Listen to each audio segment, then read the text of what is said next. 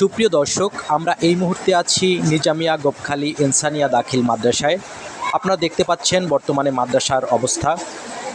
এই অজপাড়া এই মাদ্রাসায় প্রায় 500-র অধিক ছাত্রছাত্রী লেখাপড়া করে, কিন্তু বৃষ্টির সময় মানে আষাঢ় মাসে এই মাদ্রাসাটির অবস্থা খুবই বিপর্যয় হয়ে পড়ে।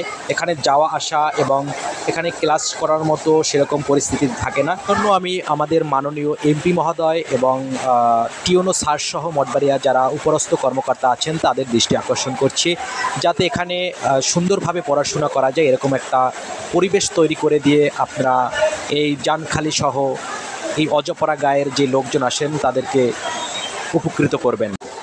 এতক্ষণ আমি আপনাদের সাথে ছিলাম লিটন কুমার হাওলাদার, পায়রা টিভি, মঠবাড়িয়া।